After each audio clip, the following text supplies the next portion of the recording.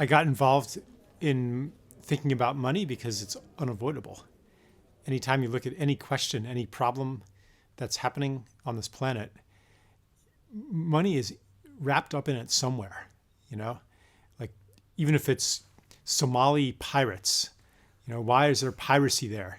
Well, it's because there's no fish anymore for them to catch, and that's because of industrial fishing trawlers, sweeping the ocean clean of fish. And you trace it back. Why are they doing that? Is it because they hate fish?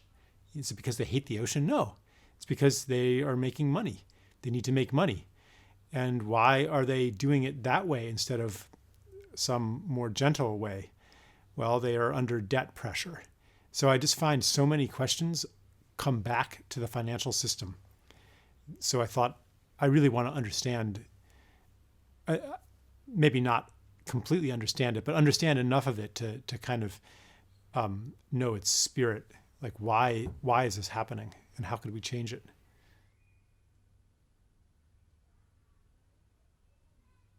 I've been thinking about money since maybe 2002, 2003. It's when I first started to really research this topic. And while in those years, everybody else's financial situation was quite good in America. It was the real estate bubble. But mine was not good because I couldn't conceive of a job that I liked. And I was going through a divorce and everything, and I ended up going broke, losing everything and going bankrupt. And I think that was part of the process of writing Sacred Economics, because the book isn't just about financial systems. It's also about the psychology of money. The financial system inhabits all of us. We live in it, and it lives in us. And that became very clear to me when I didn't have money and I was in a situation that was unfamiliar to me and had to rely on help from other people that I didn't pay for. For quite a few months, I was in a very difficult situation. I mean, it really wasn't difficult. The difficulty was mostly in my head. I found that I was not really afraid of going. I wasn't afraid of not having enough food to eat. I was afraid of asking for help and accepting help. There are lots of people who want to help me. But if you accept help from somebody, then you kind of owe them one. You're in their debt. And in my culture, we don't like to be in anybody's debt. We like to be independent, not to owe anybody any favors. So I had to accept being in a state of gratitude, in a state of dependency. The system, our system only continues to function because people feel guilty, because there's this moral dimension to debt that says a good person tries their best to repay their debts. But that morality is only for the people. It's not for the corporations. It's not for the banks.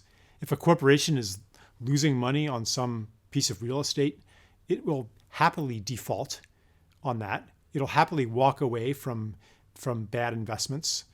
And it's just some numbers on the balance sheet. But if you are an ordinary citizen, then not only do you have legal pressure to pay your debts, but there's also moral pressure.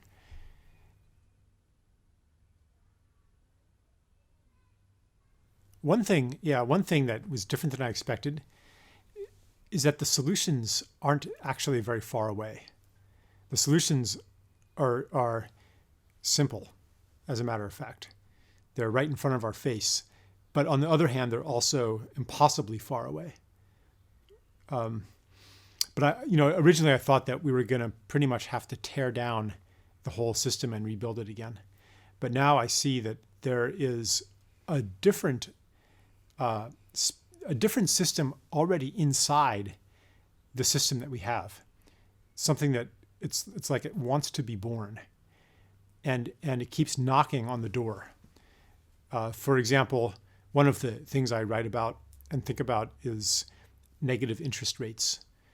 What would happen if there were a liquidity fee on bank reserves? So basically, it's not actually that big a change for central banks to they lower and raise interest rates all the time. What would happen if they were allowed to lower them below zero? It's not actually a very big change.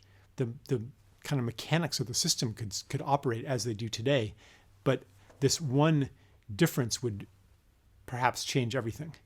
So that's one of the it sounds like just a technical fix, but it's actually very deep.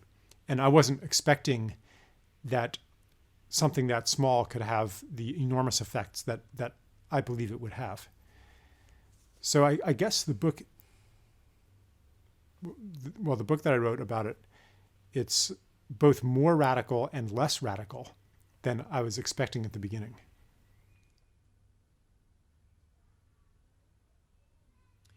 I think the crisis of 2008, it looks like it didn't have any effect whatsoever.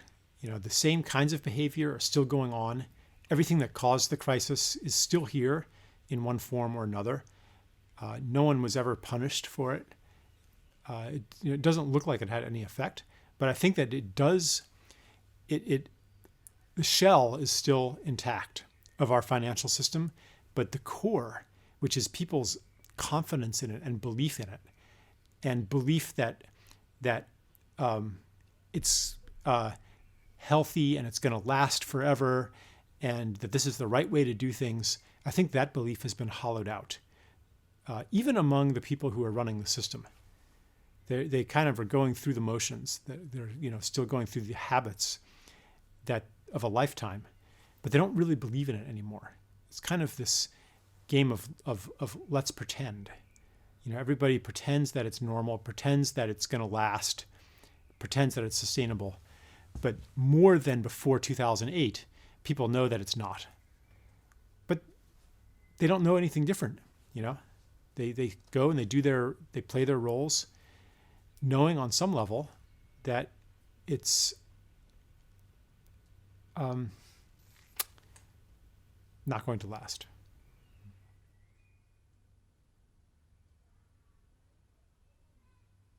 There has to be another financial crisis. It's unavoidable because the financial system only works if there's economic growth. And we cannot have infinite economic growth on a finite planet and in a finite society. It's impossible. So there has to be a financial crisis. And there will be again and again and again a financial crisis until there's a collapse or until we implement a financial system that doesn't depend on infinite growth. Each of these crises, like the one in 2008, can be temporarily solved by finding some new way to keep the debts being serviced. Some of them can be discharged. There can be some bankruptcies and stuff, but not too many, or the whole system falls down. So you have to go to places like Greece and Portugal and Spain and India and Africa, and South America, and find some new wealth that can be converted into money to keep the system growing. And so that's basically what we did after 2008. And that's why the concentration of wealth is continuing to intensify. So the next crisis will come and we'll have a similar choice. Do we change the system to no longer require infinite growth? Or do we keep growth going a little longer?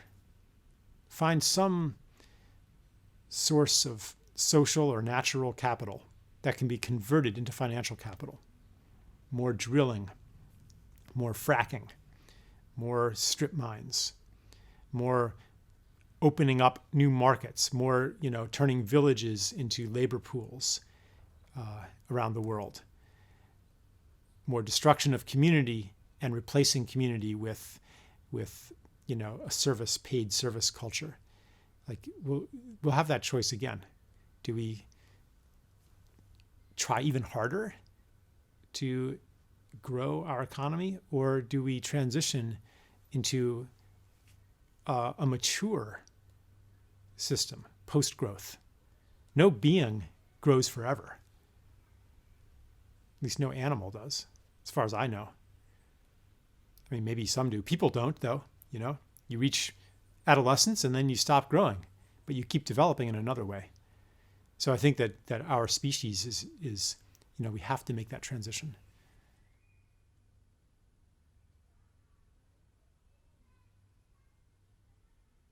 Well, one big obstacle to any kind of change in the financial system is the entrenched interests of those who perceive themselves to be benefiting from the current system.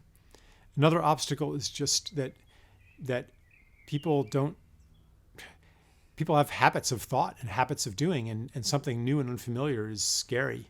And usually it takes some kind of crisis or breakdown before people are even willing to entertain thoughts of doing something differently.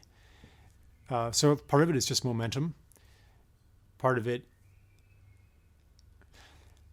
is that the terms of the debate are kind of frozen in past ideologies. So it's hard to talk about any kind of monetary reform without somebody trying to say, okay, are you a communist? Are you a Marxist? Are you a this? Are you a that? Trying to put new ideas into the frozen categories of the past.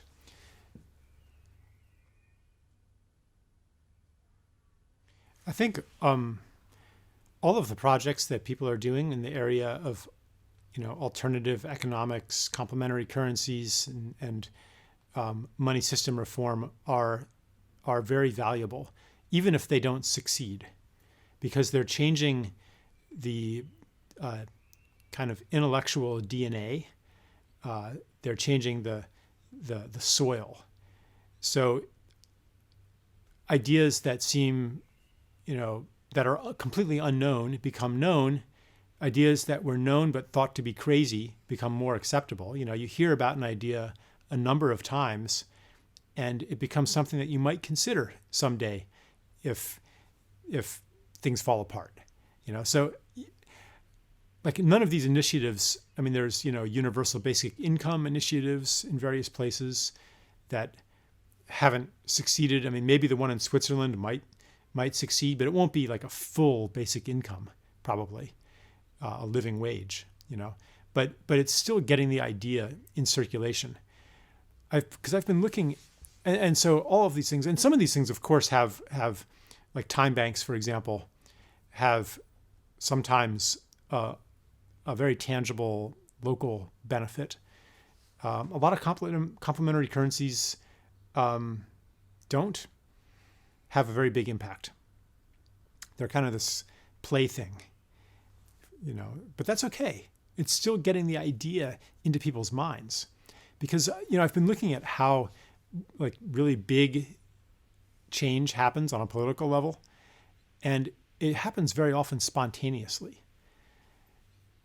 That's in the Arab Spring, for example. It wasn't like there were long periods of planning and organization, and we're going to have this branch organize a demonstration here and that one there, and we're going to get people motivated, and we're going to reach, do this outreach. There was a lot going on underneath, but when the moment came, it just spontaneously erupted because of the invisible conversations and changes that were happening. In Turkey, Gezi Park was like that too. All of a sudden, hundreds of thousands of people were in the streets, millions of people. Why? What was the triggering event? The government was going to cut down 2 trees to clear space to build a shopping center in the park. That was the issue, and with no organization at all, hundreds of thousands of people came up. So I think that our work in changing the base level of worldviews and assumptions in the experience of life, ultimately that's the source from which these eruptions of people power can come. We're changing the story, we're changing the narrative, and making something that once seemed normal into something that is intolerable. And when that happens, then it doesn't take much for an eruption to happen. So yeah, I think it's important not to judge our efforts purely on their measurable results. They're measurable short-term results. Something else is going on. There's another guidance that we're using. And in fact, where did we get the idea of valuing something first and foremost based on some measurable, quantifiable metric? Where did we get that idea? That's the mentality of money. You know, you value something based on how much money it's going to bring, how much you can sell it for. You know, that is the mindset that we're transcending. There's other reasons to do things that require us to tap into the qualitative level, to the non-measurable, to the level of intuition and feeling. So so I think, and I'm not saying that we shouldn't, measure our results, or we shouldn't care about practical positive impact. That's important too, but that's not the only thing.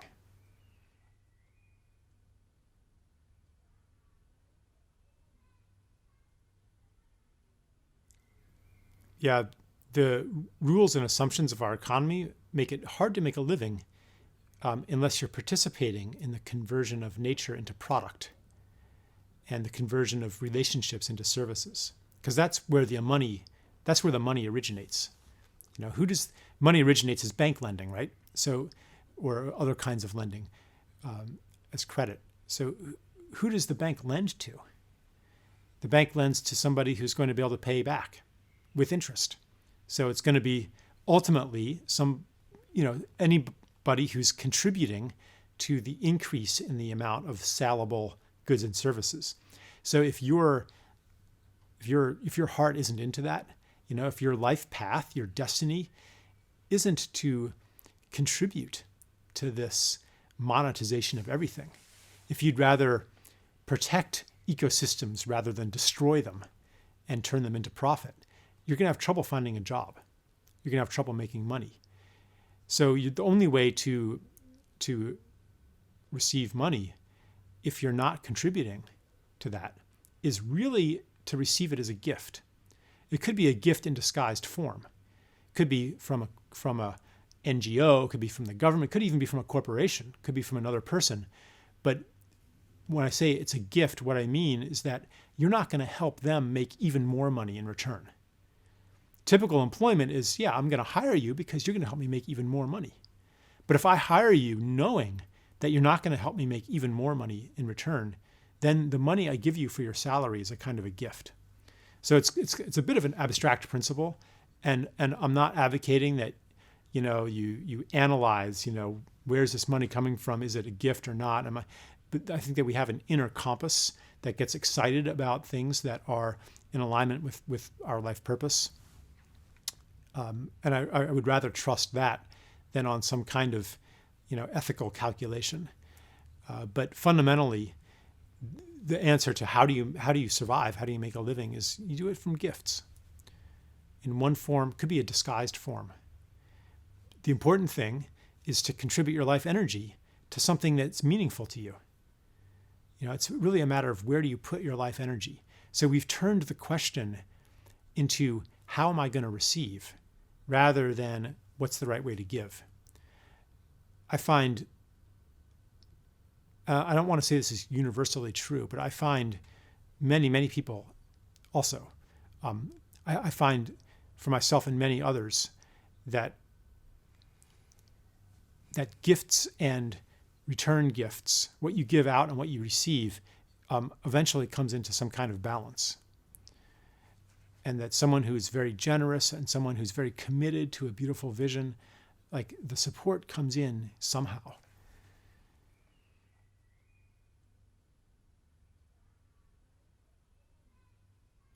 Yeah, a lot of people are in a state of depression or despair, helplessness.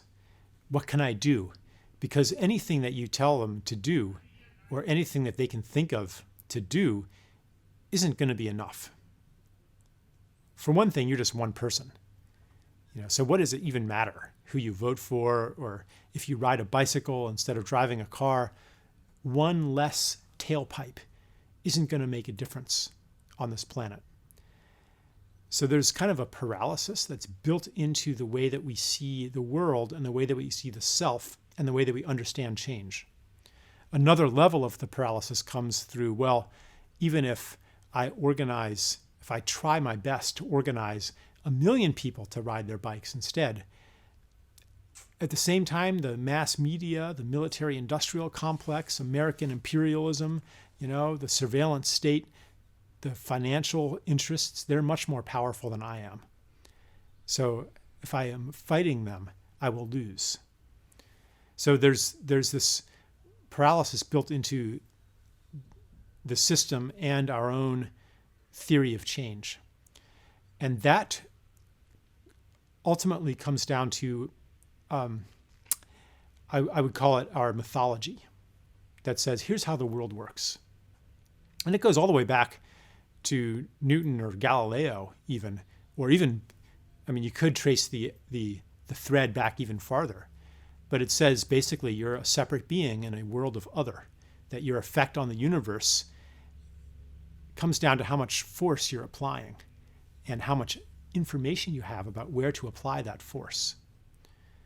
So if you're doing some humble thing, say you're taking care of your grandmother who's sick, or you're spending time with a dying person, and there's this moment of forgiveness there, well, that's all very nice, but it's not going to change the world. It's not going to change the system. What about somebody, I met a young man he spent a year volunteering at this community where they take care of, it was a Camp Hill community where they take care of mentally handicapped children. And he would, for this one kid, he would play the guitar for the kid. And when he was playing the guitar, the kid could do things with his body that he couldn't ordinarily do. Like ordinarily he could barely walk, but when someone was playing him the guitar, he could walk again. And so is that act, is that commitment that young man was making to spend a year playing the guitar for a few handicapped children, does that change the universe? Is that rewriting our future? Or is that completely inconsequential? Because after all, climate change, after all, nuclear holocaust, after all, this ecocide, does it matter or not? Our received worldview says it doesn't. But what I'm saying is that we know better than that. You can feel the significance of that act, of that commitment, and of this humble work, which very often is the work that women do, of caretaking, of nurturing, of just love, of generosity, forgiveness, like all of these small invisible acts. I think everybody can feel the significance. In that moment, you know that this is the most important thing, that it would be wrong to drop that in order to, campaign for some big thing. Sorry, Grandma. There might be moments where you do have that conversation, but ordinarily, we understand that this is important. So to me, what's important to me is to live in a new mythology, which is also perhaps an ancient mythology that validates these small, invisible, humble acts. From that new mythology, which you might call it interbeing, some kind of non-separation, some understanding that self and universe are intimately connected, that what I do on a small level ripples out in sometimes mysterious ways and changes everything, and that everything that's happening out there is happening to me. This kind of intimacy between self and universe. When we are living in that, then we know that everything we do is important, that each of our own choices are as important as the choices of, the head of the central bank or the president or somebody like that. And despair has no place in that worldview, in that mythology.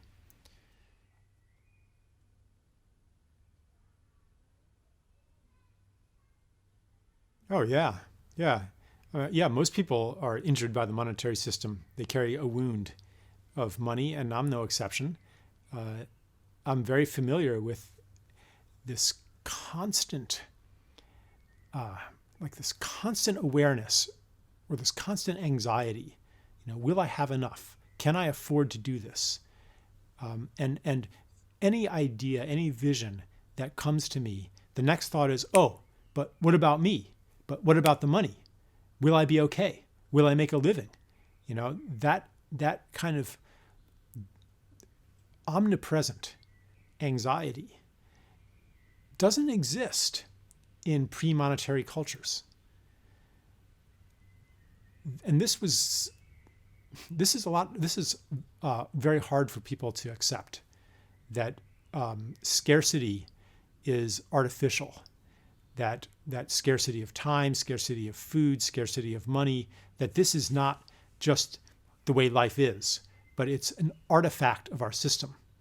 Hunter-gatherers did not exist in a state of constant anxiety and a state of constant scarcity. There maybe were occasional periods of scarcity, but most of the time they experienced abundance. They worked very little to sustain themselves. They were never in a hurry.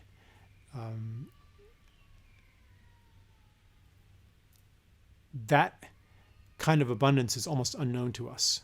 And partly it's because of the mentality of money, in which there's never enough.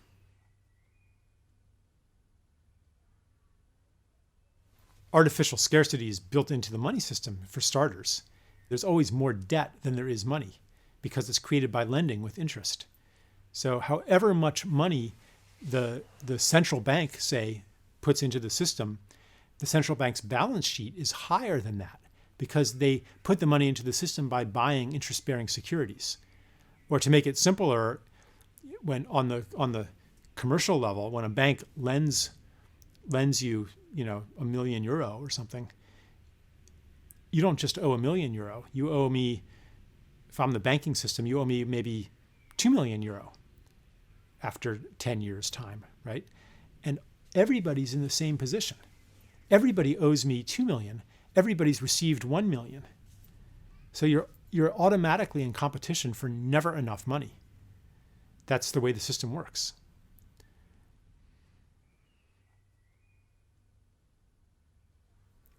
I think that my children will have tremendous opportunities to serve the evolution and healing of this planet. The purpose of life is not to survive and maximize self-interest and security. The purpose of life is to give our gifts towards something beautiful to us.